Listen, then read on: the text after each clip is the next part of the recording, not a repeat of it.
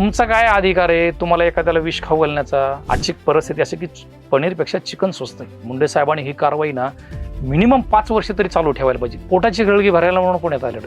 ज्या दिवशी तुम्हाला त्या अन्नातून बाधा झाली त्या दिवशी मला सांगा. पिंपरी-चिंचवडमध्ये माझ्या एवढी मला नाही वाटत कोणाकडे बिर्याणी जातात. माझ्याकडे रोजचे 200 किलोपर्यंत. 200 किलो? माझी बनवण्याची पद्धती एकदम जी गावठी पद्धती. आजही माझी बिर्याणी चुलीवरती होती. माझ्या बिर्याणीमध्ये जे शाहीजिरा वापरतो, शाहीजिरा तो शाहीजिरा मी काश्मीरहून मागवतो आणि त्या वाफामध्ये जो स्मेल येतो की त्यावरून ओळखावं लागतं की ही बिर्याणी तयार झालेली आहे. किती वर्ष झालं बरं हा बिर्याणी क्षेत्रात? हा सहज सोपा उद्योग नाही किंवा त्याच्यात कोणीही उठणं आणि बिर्याणी तयार करेन म्हणून नाही. खरा तिखटपणा खायचा असेल तर आमच्या मराठवाड्यात सोलापूर असेल, बीड असेल. इथं पुणेकर तेवढं तिखट नाही खाऊ शकत नाहीत. हा, ते 50% तिखट मला कमी करवतं. तर बिर्याणी हा शब्द आपण वारंवार उच्चारतोय, बोलतोय त्याच्यावरती. ह्याचा इतिहास काय बरं? हा शब्द कुठून आला आहे? हे निजाम काळातलं त्या टायमाचं फूड होतं आणि अन्नाचा हा धंदा कायम चालणार आहे. फक्त त्याच्यात तुमचा प्रामाणिकपणा पाहिजे आणि तुमची सेवा तत्पर पाहिजे. शॉर्टकटकडे गेलं की तुमची गुणवत्ता ढासळली जाते, टिकू शकत नाही सर तुमचं. तुम्ही दुसऱ्या हॉटेलला काही जाता का जेवायला? मराठी माणूस ना 5 स्टार मध्ये जरी राहिला तरी तो घरच्या जेवणाची आठवण काढतो. तुम्ही आता उल्लेख केला की पुणेचे लोक फक्त बोलाय खातात. तो टेस्ट मध्ये काय फरक येतो? बोलायचं जे बकरा आहे ना तर त्याच्यात एक जरा वेगळा स्मेल येतो. नॉनव्हेज खाणाऱ्या माणसाला गुरुवारच्या दिवशी मासवडी खाल्ली ना त्याला ते फील येत असतं. आठवड्यात किमान 4 तरी सेलिब्रिटी माझ्याकडे असतात. धनंजय माडिक साहेब, खासदार साहेब, ते तिथून निघले ना तर त्यांचा स्टॉप असतो की बाबा इथं जायचं, मराठवाड्यावरती जेवायचं आणि मुंबईला जायचं. त्यांच्या पूर्ण फॅमिलीला माझं हॉटेलला ओळखतं. माझ्याकडे तास लोक सर भाकरीसाठी थांबतात आणि त्यांनी त्यांच्या मुलीचा एंगेजमेंटचा कार्यक्रम JW मॅरेजला ठेवला. मी ज्यावेळेस ती बिर्याणी घेऊन गेलो सर मला गेटवरती अडवलं. मी ऑनलाईन स्विगी, झोमॅटो ह्याच्यावरही जातो. तुम्हाला हॉटेल व्यवसायात जर पडायचं असेल ना तर तुम्हाला कुठल्याही आनंदात सामील होता येणार नाही. आणि जर मग तुम्हाला ते करायचं असेल तर हॉटेल व्यवसायात चुकूनही पडू नका.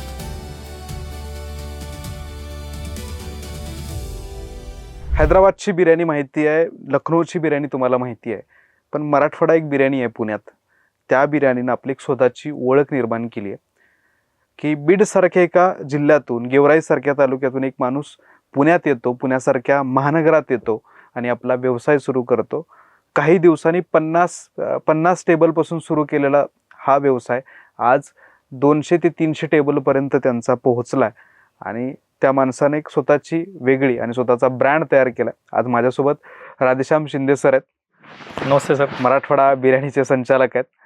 तुमचं मी या पॉडकास्टमध्ये स्वागत करतो की नेमकी बिर्याणी काय आहे, म्हणजे बिर्याणीचा इतिहास काय सांगतो, ती बिर्याणी कशी बनते आणि सगळ्यात महत्त्वाचं तुम्हाला ती खायला कशी वाटते, चव किती महत्त्वाची आहे, त्याचा दर्जा किती महत्त्वाचा आहे, हे सगळं त्या मराठवाडा बिर्याणीमध्ये तिथे गेल्यावर हे अनुभवायला मिळतं. म्हणून मी सरांना विनंती केली आणि सर आज आपल्या स्टुडिओमध्ये आहेत. सर तुमचं स्वागत करतो. अनेक विषयावर चर्चा करायचे, त्यानिमित्तानं आपण ह्या पॉडकास्टला सुरुवात करूयात. अन्न आणि औषध प्रशासनाचे आयुक्त म्हणून तुकाराम मुंडे यांनी पदभार स्वीकारला आणि महाराष्ट्रात कारवाईचा धडाका सुरू झाला. जे भेसळयुक्त जे अन्न आहे किंवा भेसळयुक्त जे काही पदार्थ आहेत, ते पनीर असेल, पनीर असेल, दूध असेल, तूप असेल, ह्या सगळ्यांची भेसळ बाहेर यायला लागली आणि सगळ्या व्यावसायिकांचे, म्हणजे हॉटेल व्यावसायिक असतील किंवा हे काही जे काळा बाजार करणारे लोक आहेत यांचे धावेदन आलेत. मी हा प्रश्न का विचारतोय, कारण तुकाराम मुंडे हे बीडचेच आहेत आणि तुम्ही देखील बीडमधून येता आणि मागच्या 15 ते 20 वर्षापासून तुम्ही हॉटेल व्यवसायात काम करताय.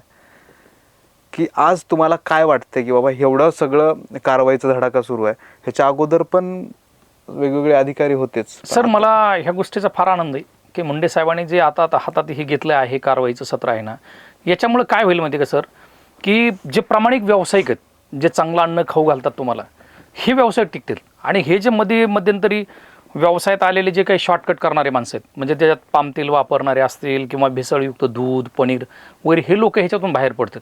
निदान किंवा ह्या दहशतीमुळे तरी आपले कुठंतरी हे बाहेर लोक पडले तर चांगलं अन्न खायला मिळत. आज बऱ्यापैकी बघतोय की तुम्ही सगळ्यात जास्त जर भेसळ होत असेल तर अन्न पदार्थात आहे. मग तुम्ही बघितलं की दुधामध्ये युरिया काढला जातो, त्याच्यानंतर तेलामध्ये बी बरेचसे प्रकार आहेत आणि हे सगळं आपल्या आरोग्याशी निगडीत आहे. सर आपला काय अधिकार आहे, आपण व्यवसाय करतोय, पण एखाद्या माणसाला त्या अन्नामधून विष खाऊ घालण्याचा आपला अधिकार नाही. तुम्हाला नाही पटत ना तो व्यवसाय करू नका तुम्ही.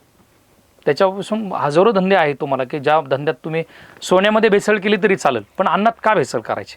ते कुठंतरी एखादा आजारी माणूस खाणार आहे किंवा घरातलं लहान मूल खाणार आहे, मग ह्याला विष खाऊ घालण्याचा आपला काय अधिकार आहे?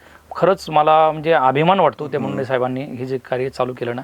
फक्त त्यांनी ना आमच्यासारख्या व्यावसायिकांनी सपोर्ट केला पाहिजे त्यांना, की हे बघून अन्न कुठंतरी चांगलं नक्कीच दिलं नक्कीच पाहिजे. नक्कीच केलं पाहिजे. हीच खरंच भावना आहे माझी. मला एक शंका अशी आहे की आपण ज्या काही हॉटेलमध्ये जातो, आवडीनं जातो, आवडीनं खायचं असतं, पनीर खायचं असतं, व्हेज बरोबर. असेल नॉनव्हेज असेल, पण आज सगळं एवढं कारवाई बघताना एक प्रश्न येतो, यार हे काय चाललंय, हे कुठलं पनीर खरं आहे कुठलं खोटं आहे, कसं ओळखायचं बरे, काय आहे नेमकं? सर मी तुम्हाला सांगू का, आज हॉटेल व्यवसाय असो किंवा केटरिंग व्यवसाय, आपण मोठ्या मोठ्या कार्यालयामध्ये जातो लग्नात, तिथं आवर्जून पनीरची भाजी असते. मी सगळ्याला विनंती करतो की कार्यालयामध्ये जे वापरलं जाणारं पनीर आहे ना सर, हे एवढं दुय्यम दर्जाचं पनीर आहे, ते पनीर असूच शकत नाही सर. आज पनीरची कॉस्ट जर बघितली, चांगल्या दुधापासून जर पनीर बनवलं आपण, तर पनीरपेक्षा चिकन स्वस्त आहे. बर, एवढं पनीर महाग पडतं. मग हे लोकांना 150 रुपये 200 रुपयात येतो कुठून? आणि हे 150-200 रुपयाचं पनीर म्हणजे हे 100% विष. आणि आपण आपल्याच जवळच्या नातेवाईकाला बोलवतो, आपले लग्नात येणारे सगळे पाहुणे रावळे असतात, त्यात लहान मुलं असतात, आणि त्या आवडीने आपण पनीरची भाजी करतो. मी चुकूनही कुठल्या कार्यालयात पनीर कधी खात नाही सर. मला माहिती ऍक्च्युअल पनीरची किंमत किती आहे? म्हणजे साधारण चांगलं जर पनीर बनवायचं असेल तर आज बघतोय 70 ते 80 रुपये लिटरचा दूध आहे, दुधाचा लिटरचा भाव आहे. आणि तुम्हाला जर 1 लिटर दूध जर काढायचं, पनीर तयार करायचं असेल, तर एका लिटरच्या पनीरला तुमचं 350-400 रुपयाच्या पुढं भाव येतो.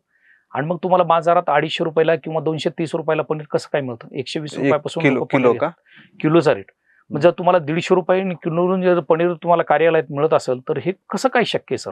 आणि म्हणजे हे 100% क्लिअर कळतंय की हे विषारीच आहे, हे केमिकल पासून तयार केलेलं पनीरच आहे. तुम्ही आता बोलताना सांगितलं की पनीरपेक्षा चिकन स्वस्त आहे. हो, 100%. चिकनचा भाव काय?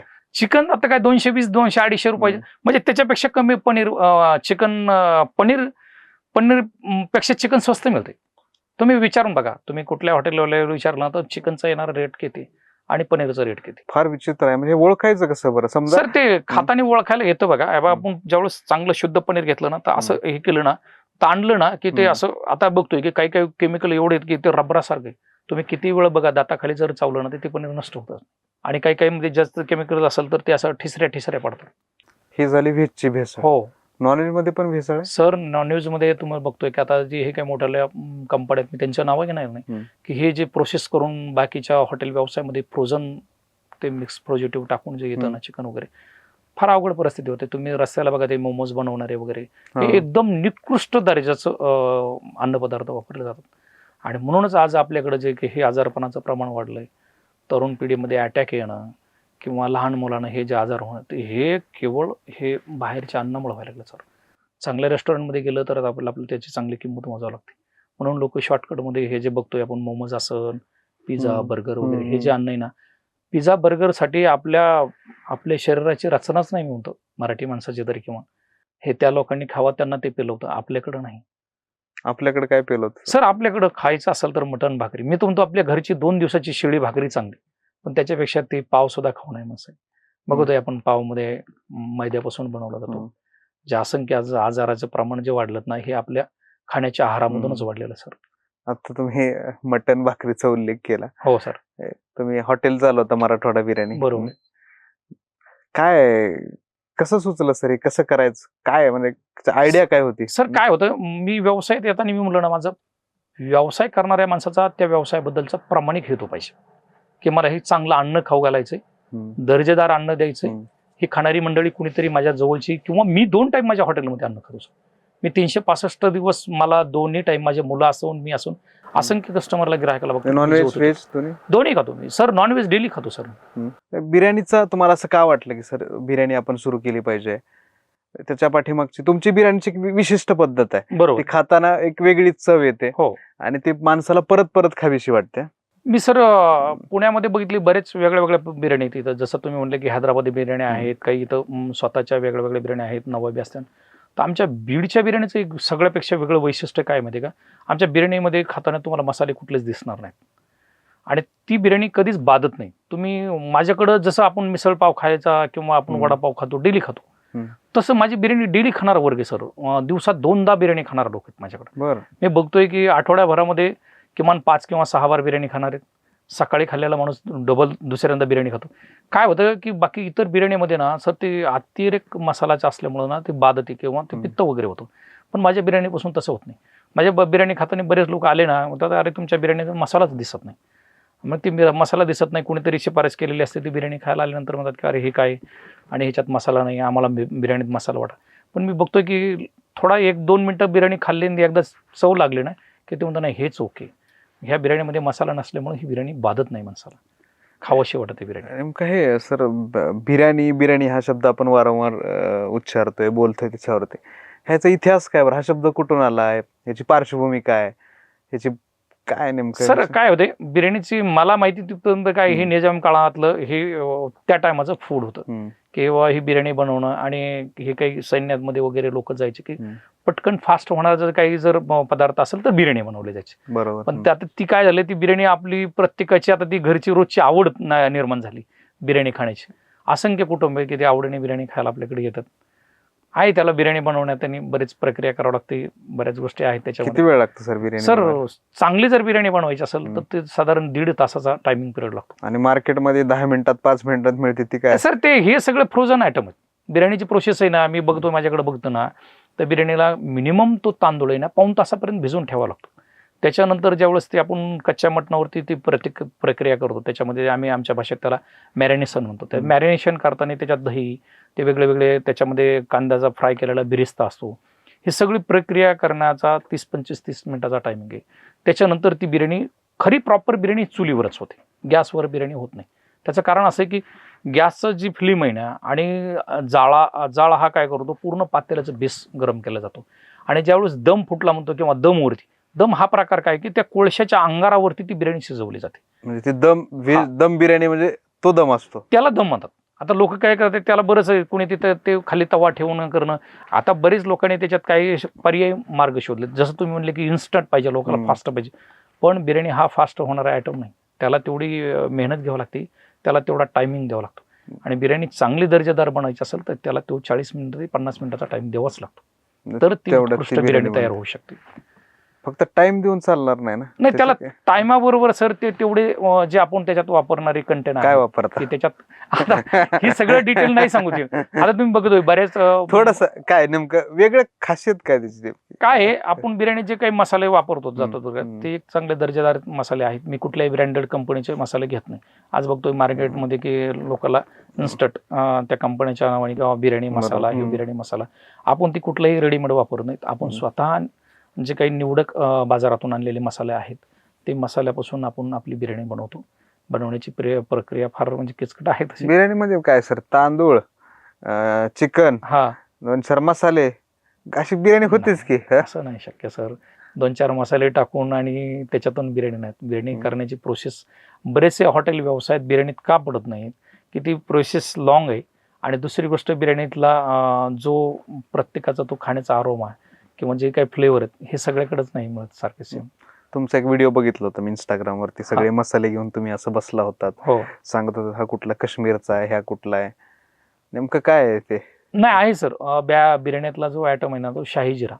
तो शाही जिरा आपण डायरेक्ट काश्मीरहून मागवतो. बर. हो, आपल्या बिर्याणीत येणारा जो आणि बिर्याणीचा जो म्हणजे सगळ्यातला युनिक आयटम असेल तर शाही जिरा. बाकीचे जे आहेत आपण बघतो की लवंग वापरतो, दालचिनी वापरतोय आपल्या बिर्याणीमध्ये. बाकी ठिकाणी बघतोय की आपण ते तेजपत्ता किंवा स्टार फूड वगैरे हे वापरत नाही. ही बिर्याणी बनवण्याची पद्धत आपली जी बीड जिल्ह्यातली आहे ते फार थोड्या मसाल्यातून तयार केलेली बिर्याणी, आणि ती म्हणून बाधत नाही लोकांना. आता हे बाकी बघतोय तुम्ही की काही ठिकाणी एवढे त्या मसाल्यावरती त्याच्यावर इतके भडीमार करला जातो, त्यामुळे त्या बिर्याणीला तितकीशी चव आणि ती वारंवार नाही खाऊ वाटत माणूस. कच्चा माल चांगला असेल की पक्का माल चांगला? हो, 100% सर. आणि बिर्याणीच्या प्रोसेसमध्ये तेच आहे, तुम्ही कच्चा माल जर चांगला निवडक दर्जेदार दिला तरच तुमची बिर्याणी तेवढी टेस्टी होऊ शकते सर. तुम्ही आता उल्लेख केला की बिर्याणी गॅसवर बनत नाही, हो, फक्त कोळशाचा तो दम द्यावा लागतो. आता सगळीकडे ऊर्जेचं संकट आलं होतं, सगळे हॉटेल व्यवसाय अर्धे तर बंद पडले, 100%. आणि काय पर्यायच नव्हता. ज्यांनी असे बोर्ड लावले होते की आम्ही चुलीवरची बिर्याणी देतो किंवा चुलीवरचं आमचं जेवण असतं, ते सुद्धा हॉटेलवाले बंद पडले. पण ह्या सगळ्या ह्याच्याकडे तुम्ही कसं? सर, मला 10 वर्षापूर्वी ज्या गोष्टीची मी सुरुवात केली ना ती खरी कामाला आता ह्या वेळेस आली. मी सुरुवातीपासूनच बिर्याणी वगैरे किंवा रस्सा माझा चुलीवर करायचो. आता लोक हे नुसतंच बोर्डावरती मोठं लिहिलं की इथे चुलीवरची मटण भाकरी मिळते, पण मध्ये जर जाऊन बघितलं तर तुम्ही प्युअर गॅसवरती काय होतं, ह्या लोकांना चुलीवरती करणं, ती गरमी, ह्या सगळ्या गोष्टी नाही सहन होत. आणि जर चांगलं उत्कृष्ट जर अन्न तुम्हाला द्यायचं असेल, चविष्ट टेस्टी, तर ते फक्त चुलीवरच होऊ शकतं सर, गॅसवर नाही होत. गॅसच्या अन्नामध्ये ते चव नाही तेवढी जेवढी चुलीवर आहे ना.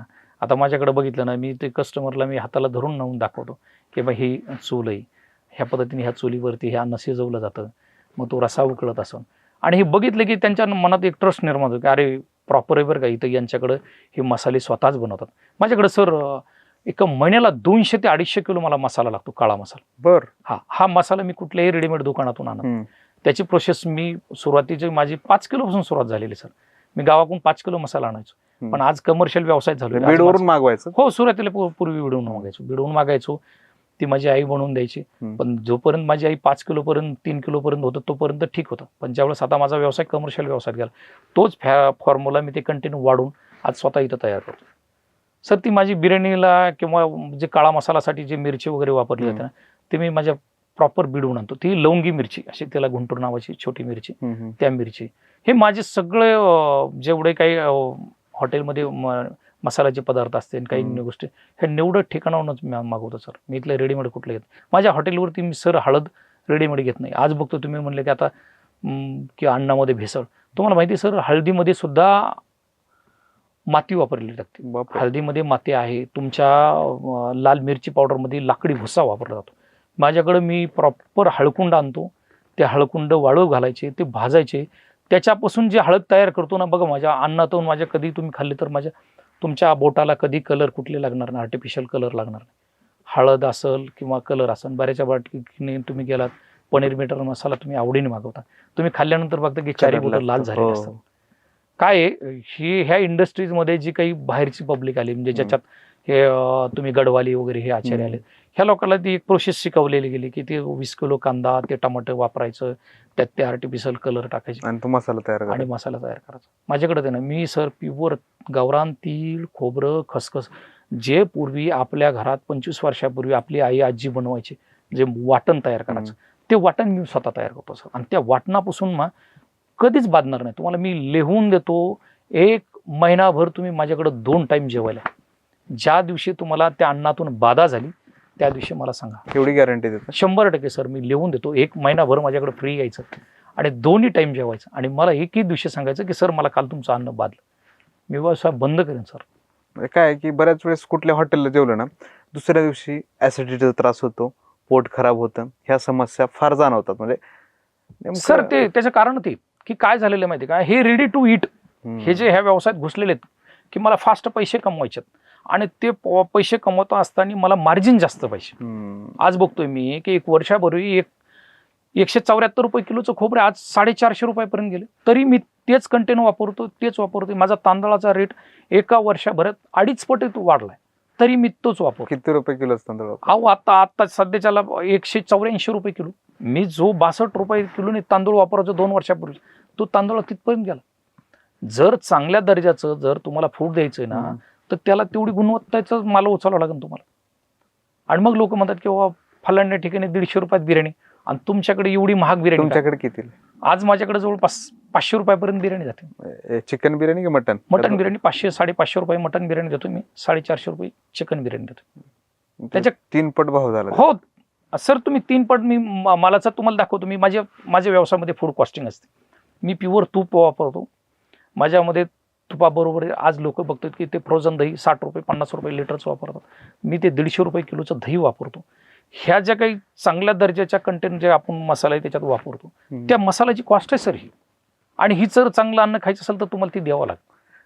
तूप काय करतो बिर्याणीत? काय रोल असतो तुपाचा? तुपाचा रोल काय आहे सर, तूप शेवटी आरोमा, त्याच्यातून तुपाचा फ्लेवर तर आहेच. पण आता बघतोय की अलीकडच्या काळात लोकांना परवडत नाही म्हणून त्याच्यात ते वनस्पती दाडावी वापरला. डालडा सर, ते दाडा वापरला ना, तुम्ही बघा खातानी घाशाला म्हणा किंवा खातानी घेतो. पण आज आपण आपलं जर चांगल्या दर्जाचं अन्न जर खायचं असेल ना, तर 100% सर त्याला तेवढी किंमत मोजावंच लागणार.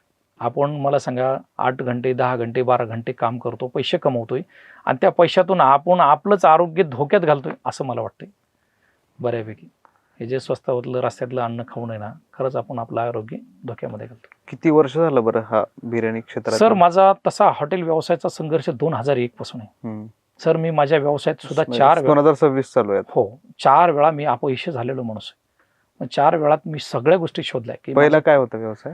मी तसा सुरुवातीला मी पुण्यात आलो त्यावेळी मी टेल्कोमध्ये सर्व्हिस करत होतो. काय काय जॉब रोल? मी टेल्कोमध्ये पेंट टेक्नॉलॉजी झालेल्यामध्ये मी ते कलरचे पेंटिंगचे वगैरे काम टेल्कोमध्ये करायचो. दुर्दैवी ॲक्सिडेंट झाल्यानंतर मी हॉटेल व्यवसायाकडे इकडं वळालो. बर.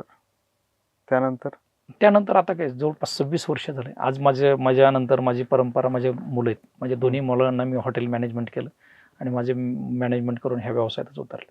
त्यांना पण हॉटेल मॅनेजमेंट 100% सर. आणि मला माहिती की तुम्हाला 2 टाईम भूक लागणारच आहे, त्यामुळे तुम्हाला अन्नाची गरज आहे आणि अन्नाचा हा धंदा कायम चालणार आहे. फक्त त्याच्यात तुमचा प्रामाणिकपणा पाहिजे आणि तुमची सेवा तत्पर पाहिजे.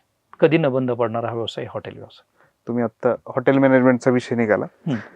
तुम्ही बीड मधून आहेत, मी लातूर मधून येतो. बरोबर आहे. अलीकडं ना म्हणजे मागच्या काही दिवसात तुम्ही पण बघत असाल सोशल मीडियावरती बरेचसे हॉटेलवाले आहेत. म्हणजे आज कुठल्याही हायवेवरून जाताना ना हायवेच्या कडेला बरेच हॉटेल आहेत. कुठेही जा, कुठल्या एक शहरात जाऊ, कुठेही जा, नेमकं हे चालतात कसे बरं? म्हणजे आणि विचार असा आहे की चांगलं अन्न मिळण्यासाठी हॉटेल शोधावं लागतं. मग ते गुगलवर जा, त्याचे रिव्ह्यू चेक कर, खरं तिथं चांगलं आहे का? कुठेतरी 200 रुपयात अनलिमिटेड थाळी आहे, 150 रुपयात अनलिमिटेड थाळी आहे. सर हे चुकीचं आहे. मी तुम्हाला सांगतो, तुम्ही म्हणले ना 200 रुपयात 250 रुपयात. आता बघितलं सोशल मीडियाच्या माध्यमाने काही रील्स टाकून वगैरे काही लोकांनी एवढा धुमाकूळ घातला आजच्या अलीकडच्या काळात. ते बघितल्यानंतर त्या मटण भाकरीबद्दल किळसवाना प्रकार झाला. ते 4 कापलेत, 8 कापलेत, 35 किलो गेले, आजचा बेत एवढ्या. हे सर हायजेनिक फूड देऊ शकत नाहीत हे लोक. मी जाऊन पाहणी केली त्यांची. काय काय आढळलं तुम्हाला बरं? तिथं बऱ्याचशा गोष्टी सर, तिथं एवढं अनहायजेनिक आहे. तिथली ती अस्वच्छता, त्यांचा तो मालाचा दर्जा, त्याच्यात जे बघितल्यानंतर लक्षात येतंय की अरे हे अन्न खाणे. मी स्वतः जाऊन बघून आलो, मी नाव नाही घेणार कोणाची, पण तिथे गेल्यानंतर बघितलंय की ते तिथंच कट केलेलं आहे, त्याच्याच बाजूला तुमचं ते शिजतंय, त्याच्याच बाजूला म्हणजे एवढ्या त्या शेळ्या बांधलेल्या, ते मूल मूत्र, ते हे सगळं बघितल्यानंतर ना ते खाण्याची किळस होती. आता बघतोय मी सोशल मीडियावरती 5-7 जणांनी एवढा धुमाकूळ घातलाय आणि त्यांचं बघून व्यवसायात बरेचसे उतरले आणि मग ते नंतर कुठेतरी हे जुळत नाही. कसं जुळणार आहे सर? ती फ्रँचायझी येते ना, म्हणजे आज बघतोय ना काय नाही. हे फ्रँचायझी मॉडेल कसं आहे सर माहिती का? मी माझ्या हॉटेल व्यवसायात सक्सेस झाल्यानंतर बरेच लोक मला विचारतात की तुम्ही तुमची फ्रँचायझी देता का? मी विचारतो त्याला, तुला ह्या हॉटेल व्यवसायाबद्दल आवड आहे का? तू जर त्याला पैसा कमवायचं साधन म्हणून बघत असशील तर मला तुला फ्रँचायझी द्यायची नाही. तुला माझ्या एवढी त्या धंद्याबद्दल आत्मीयता आहे का? तू तो धंदा करण्यासाठी तू तितका सक्षम आहे का? मी नाही दिली सर, माझी कुठंच फ्रँचायझी दिली. मला माहिती काय हे लोक आज माझं नाव बघून, माझी गर्दी बघून लोकांना फ्रँचायझी वाटतं. आता हे बऱ्याचशा लोकांनी जे फ्रँचायझी मॉडेल दिले ना सर, चालत नाही, टिकत नाही. ते लोक ज्यांनी कष्ट केले त्यांनी तिथपर्यंत नाव आणलंय, पण तिथून पुढे दुसऱ्याच्या ताब्यात गेलं की ते नाव टिकत नाही. कारण तो माणूस ना, त्याला मार्जिन कमवण्यासाठी तो त्या व्यवसायात आलेला असतो. त्याला ग्राहकाचं रिलेशन, ग्राहकाशी हेल्दी आणि कंटिन्युटी हे नाही तो ठेवत सर. तो फक्त एकच असलंय की मला ह्या नावाचं ब्रँड आहे, ह्या नावाचं ब्रँड घेतलं की मला एवढे पैसे मिळणार, बस. हो, तेवढं टार्गेट असतं. मग तो त्याच्यात शॉर्टकट करणार. मग आता मी जवळच म्हणतो की बाबा मी जेमिनीचंच तेल वापरलं पाहिजे. ते म्हणतो अरे हे तेल महाग आहे, त्याच्यापेक्षा मग हे तेल मला स्वस्त. मग तो शॉर्टकट करतो. शॉर्टकटकडे गेला की तुमची गुणवत्ता ढासळली जाते, टिकू शकत नाही सर तुमची. म्हणजे बिर्याणीच्या नावाखाली पुलाव द्यायचं काम. हो, तसंच आहे. आता मी बघतोय की काही ठिकाणी गेल्यानंतर ते चक्क ते मटण हाफडाईन दुसरीकडे शिजवलेलं असतं वेगळ्या ठिकाणी, त्याच्यावरती 2-4 मसाले टाकले जातात, त्याच्यावर तो बॉईल केलेला राईस, आणि अशा पद्धतीने मी बिर्याणी दिली जाते मार्केटमध्ये. एवढा फरक आहे बिर्याणी? हो, आहे बरोबर. 10 मिनिटात बनणार आहे बिर्याणी आणि 1.5 तासात तुमचं जे मॅरिनेशन होतं. ते चांगलं अन्न दिलं पाहिजे. शेवटी तुमच्या गुणवत्तेवर तुमची ओळख निर्माण होते. 100% सर. आज तुमचं नाव त्या तुमच्या गुणवत्तेवर आहे. मी ज्यावेळेस येतो त्यावेळेस रांग लागते, म्हणजे वेटिंग लागते तुमच्याकडे जेवायला यायचं. सर कसं आहे माहिती का, खाणारा वर्ग आहे. जर चांगल्या दर्जाचा तुम्ही दिलं तर चवीने खाणार आहेत. आणि पुण्यामध्ये एवढे फुडी लोक आहेत, तुम्हाला जर एखाद्या पुण्यातल्या एखाद्या माणसाला 150 किलोमीटरवर सांगितलं की तिथे हे मिळतं, तिथं जाऊन खाणारे लोक आहेत. पुणे तिथे काय काही नाही, खरंच नाही. आणि हे शोधात असतात की कुठं नवीन युनिक भेटतंय का, आणि एकदा टेकला ना माणसाला ती चव, जर त्याला ती हे झाली नाही की झालं. आता माझ्याकडे जर बघितलं ना सर, कोल्हापूरहून काही मंडळी मुंबईला जाणार की ते मुद्दाम कोल्हापूरहून ठरलेलं असतं आणि मला ते फोन करतात, सर मुंबईला चालू आहे आणि आपले ह्या टायमाला येतोय आम्ही रेस्टॉरंटला. मग त्या लोकांना मध्यंतरीच्या पिरियडमध्ये काही कमी हॉटेल आहेत का रस्त्यावर, तिथे थांबू शकतात. माझ्या बाजूला 2 पंचतारांकित हॉटेल आहेत, ते लोक तिथं निवास करतात ना माझ्याकडे जेवायला. तिथं काय नाही भेटत त्यांना. बरं, एक चांगलं जेवण, दर्जेदार अन्न आणि ते हेल्दी अन्न, हे मी पहिल्यापासून ती ओळख ठेवली सर. माझ्या व्यवसायाशी मी एकदम प्रामाणिक. मला जे करायचं ना, मी माझ्याकडे खाऊ घालताना ना मी चांगल्या दर्जाचं आणि मी स्वतः उभा राहून आवडीने करतो. मी कोणावर विसंबून राहत नाही. मी लावून दिले चलन, माझे 2 हॉटेल टाकलेत की मग ते चालते. मी स्वतः तिथं राबतो तरच ते सगळं टिकून आहे. सर, त्याच्याशिवाय नाही शक्य. हॉटेल व्यवसाय हा फक्त इन्व्हेस्टमेंट करून दिली आणि चांगल्या ठिकाणी हॉटेल टाकले आणि मकीच लोक सगळी यंत्रणा काम करेन आणि तुमचं हॉटेल चालन असं होऊ शकत नाही सर. त्याला मालक स्वतः जातीने तिथं उभं राहिलेलाच पाहिजे. त्याने त्या गोष्टीमध्ये कुठलीही कॉम्प्रोमाइज केलेली नाहीच आहेत. मी कुठलीच करत नाही सर. माझ्याकडे एखादी गोष्ट कमी असेल ना, मी म्हणतो थांबा, जोपर्यंत ती गोष्ट मिळत नाही तोपर्यंत नाही करायचं.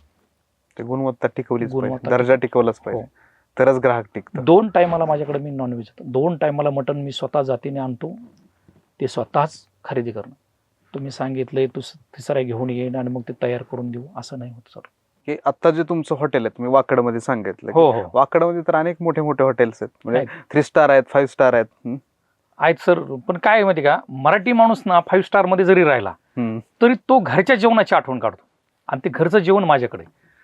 जे जेवण खाल्ल्यानंतर माणूस तृप्त होतो, त्याला कुठल्याही प्रकारचा त्रास होत नाही. आता तुम्हाला मी सांगतो की कोल्हापूरहून माडिक साहेब आहेत की जे तिथून निघले, धनंजय माडिक साहेब, खासदार साहेब, ते तिथून निघले ना तर त्यांचा स्टॉप असतो की बाबा इथं जायचं, मराठवाड्यावरती जेवायचं आणि मुंबईला जायचं. मुंबईहून आल्यानंतर निघले ना साहेब ते की मराठवाड्यावरच जेवणार. कारण ते म्हणतात की बाबा मी इथून रस्त्याने मध्ये मध्ये असंख्य हॉटेल आहेत रस्त्यात, मग ते म्हणतात मला तुझ्याकडलं अन्न कधी बाधत नाही आणि तुझ्याकडे अन्न जेवलं की एकदम तृप्त होतं. त्यांच्या पूर्ण फॅमिलीला माझं हॉटेल आवडतं. त्याच्यानंतर आपले बघा आमचे भोसरीचे महेशदादा लांडगे, किमान हप्त्यामध्ये 2 किंवा 3 वेळा ती बिर्याणी खायला येतात माझ्याकडे. आज जवळपास माझं दादाचं 8 ते 10 वर्षापासूनच आहे की ते ह्या परिसरात आले किंवा त्यांना जर बिर्याणी खायची इच्छा झाली ना की सरळ मराठवाड्यावर जायचं.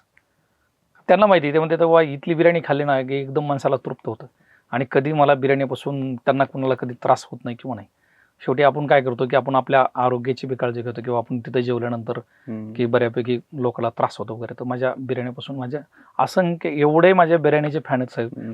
30-30 किलोमीटरवरून येतात, कुणी 40 किलोमीटरवरून येतात. किंवा आम्ही मुंबई टोल नाका पहिला क्रॉस झाला की मला फोन येतो, फोनवरून बऱ्याच ऑर्डर येत असतात. हो, मुंबईहून येणारी जी साताऱ्याकडे जाणारी मंडळी आहे ना, ते असंख्य लोक ते तिथून ठरलेलंच असतं त्यांचं की माझा टाइम वाकडमध्ये जाण्याचा एवढा आहे सर, मी 10 मिनिटांनी येतोय बरं का, मला बिर्याणी ठेवा.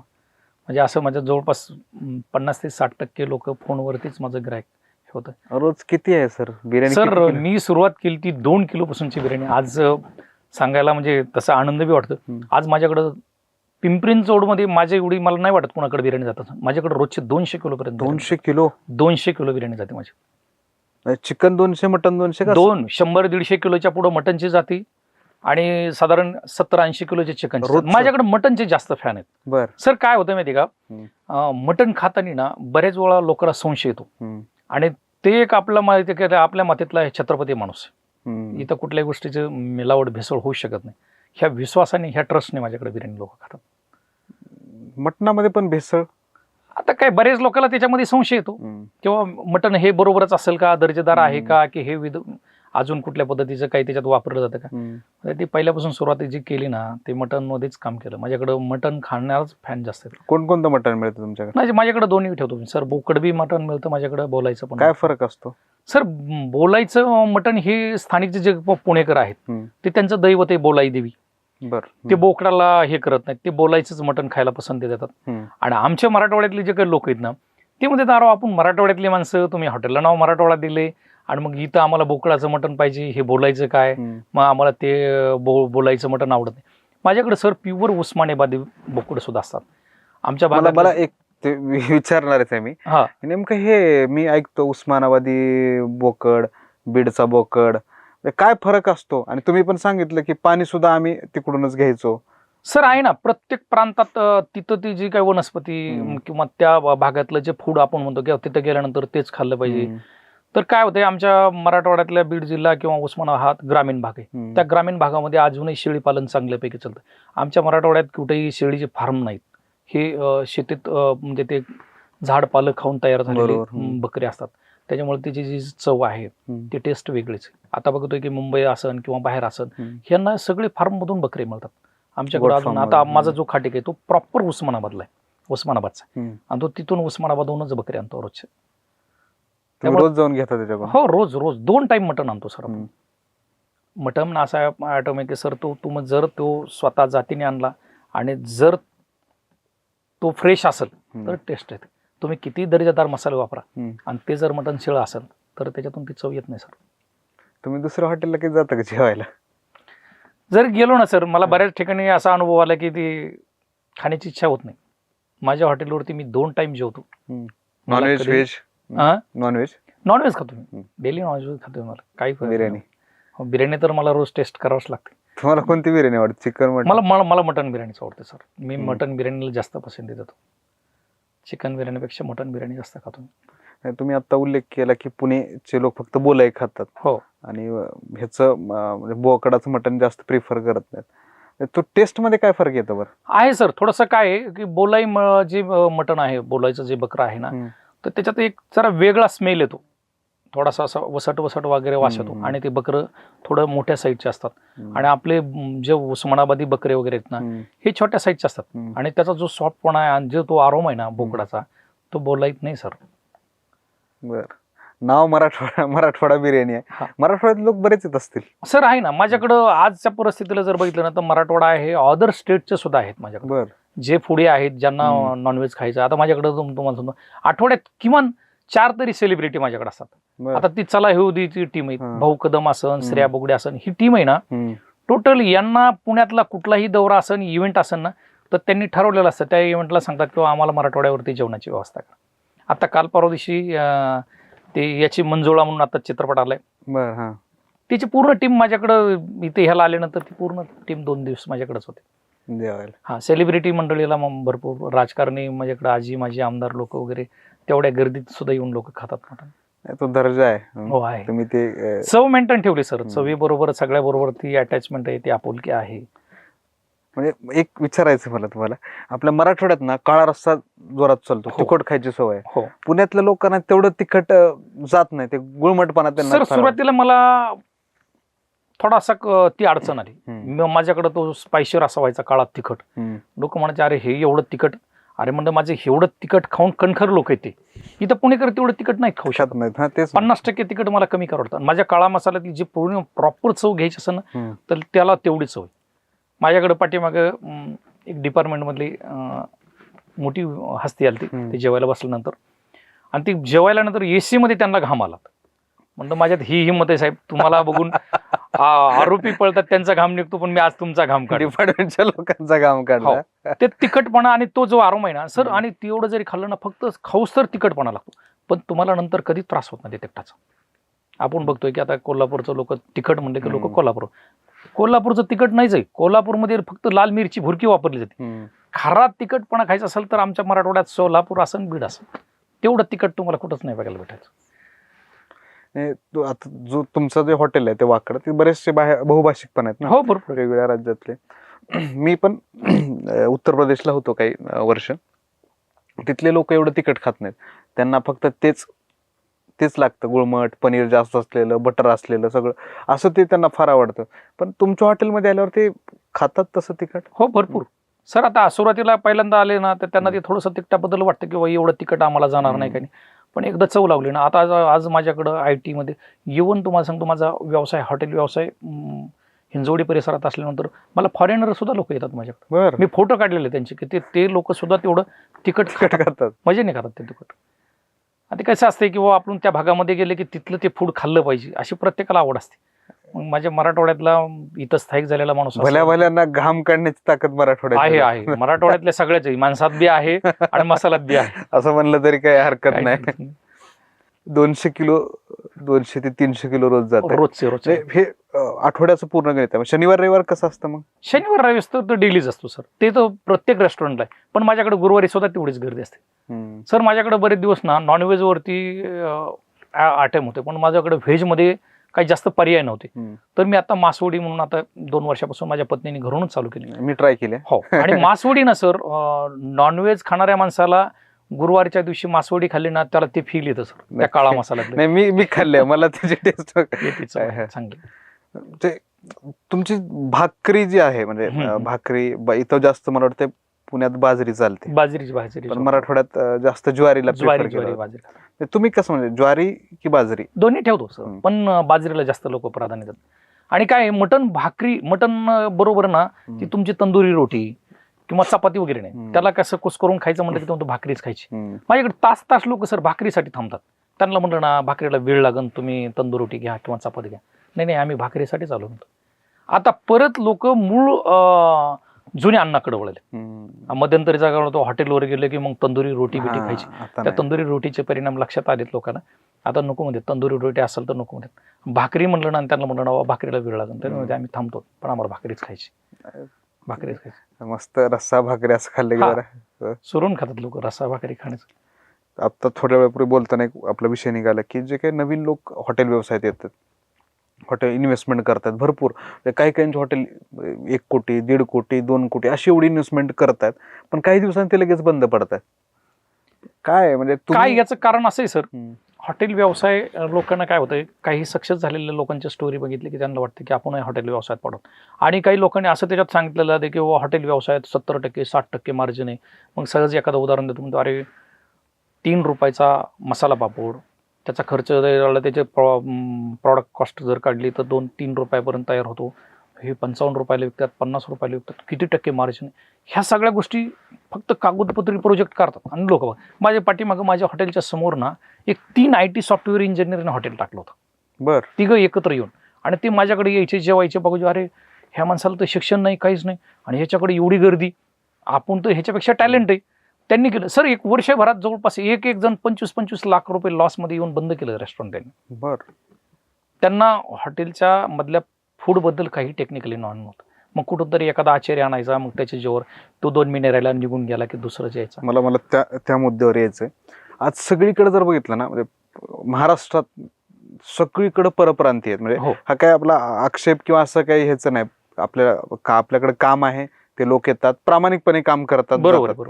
पण कुठल्याही हॉटेलमध्ये जा, कुठेही जा, सेम बिहारी, ओडिसावाले असतील की बेंगाली असतील, हे सगळे तिथं आहेत हॉटेल इंडस्ट्रीमध्ये. आणि मराठी माणूस दिसत नाही कुठे काम करतात. सर काय झालं माहिती का, मराठी माणसाच्या अंगात आता राजकारण घुसलं जास्त. त्यांना राजकारणावरती चर्चा करायला, राजकारणाच्या सगळ्या गोष्टी करायला आवडतात, व्यवसायात पडायला नाही. हा हॉटेल व्यवसाय आमचा 365 दिवस त्याला कष्ट करावं लागतं.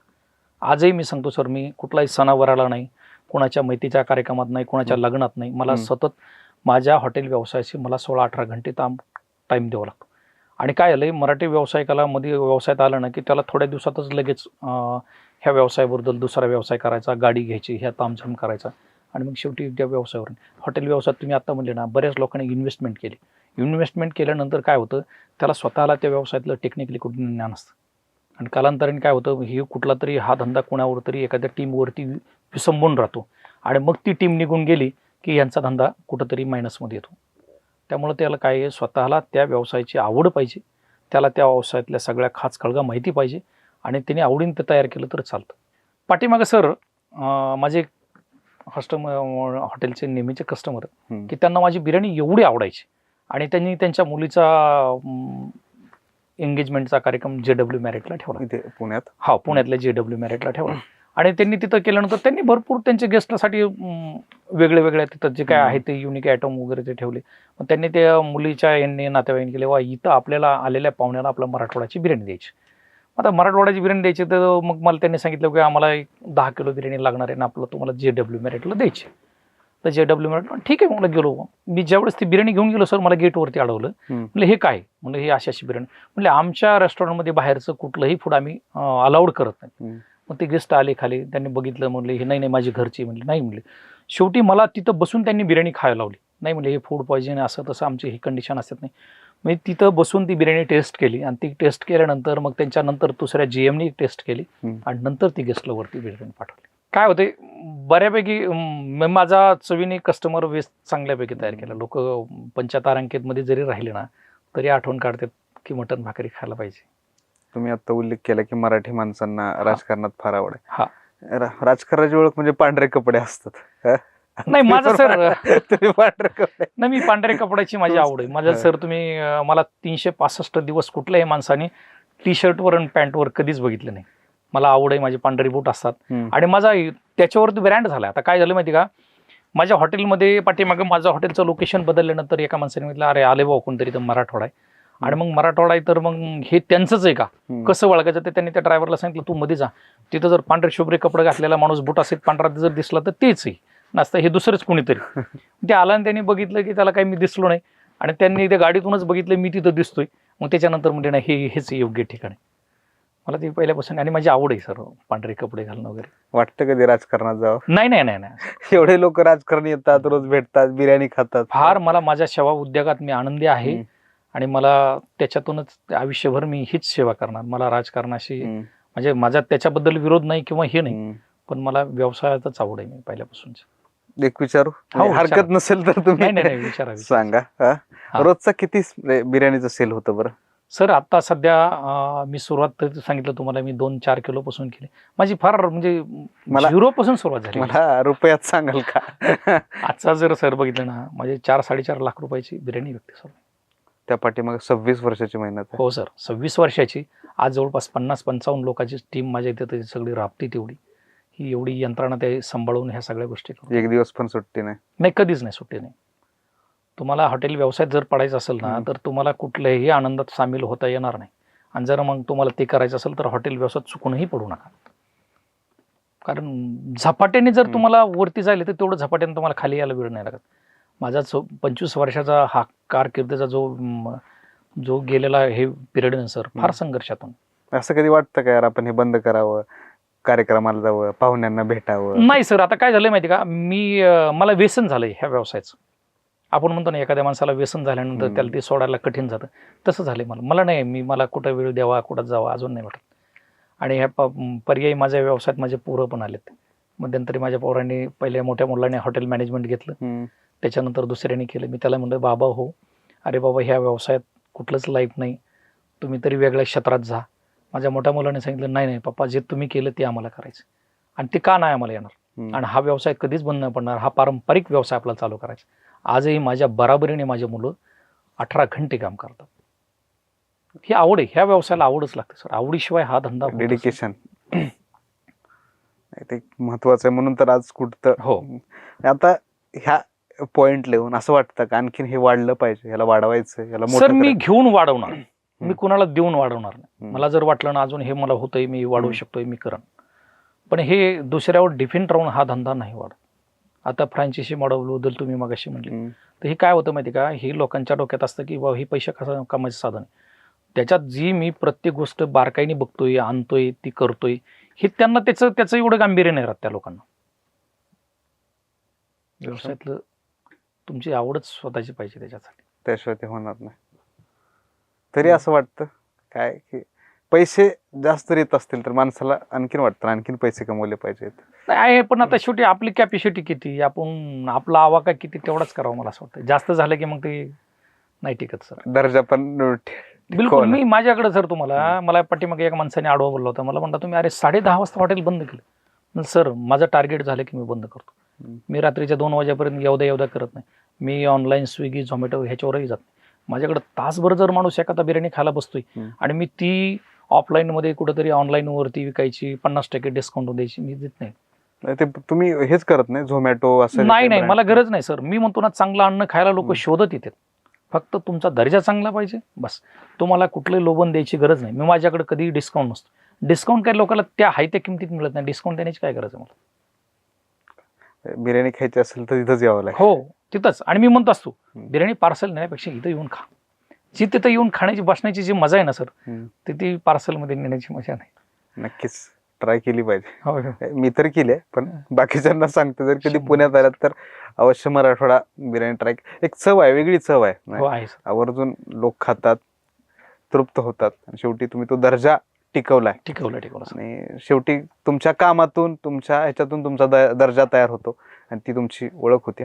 बीडसारख्या एका जिल्ह्यातून छोट्याशा गावातून तुम्ही पुढे येऊन पुण्यासारखा एवढा मोठा विस्तार केलाय म्हणजे अभिमान वाटतो ना. तेवढं सगळं 9,000 स्क्वेअर फूट बघताना जे हायवेने जाताना दिसतं हॉटेल मराठवाडा रूफटॉप. एक आपल्यासारख्या माणसाला, सर्वसामान्य माणसाला एक प्रेरणादायी तुमचं व्यक्तिमत्व आहे की येणाऱ्या काळात सुद्धा आपल्याकडून अनेक लोक प्रेरणा घेतील, व्यवसायात येतील आणि शेवटी सगळ्यात महत्त्वाचं की चांगलं अन्न आणि दर्जेदार अन्न, विषमुक्त अन्न ग्राहकांना खायला मिळेल ही अपेक्षा व्यक्त करतो आणि तुमच्या पुढील वाटचालीस खूप खूप शुभेच्छा देतो. तुम्ही आलात, अनेक विषयांवर चर्चा झाली, अनेक विषय बाकी आहेत. पुन्हा कधी योग आला तर नक्कीच आपण ते पण बिर्याणी खाताना पॉडकास्ट करूयात ही चालेल, अपेक्षा व्यक्त करतो आणि तुम्हाला धन्यवाद आणि शुभेच्छा देतो. धन्यवाद. नमस्कार.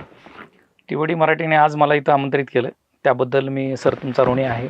बरेचसे TVD मराठीच्या माध्यमातून माझ्या व्यवसायाबद्दलच्या चढउताराची आपण इथं चर्चा केली. तुमच्या संग गप्पा मारून खरंच आनंद वाटला. धन्यवाद.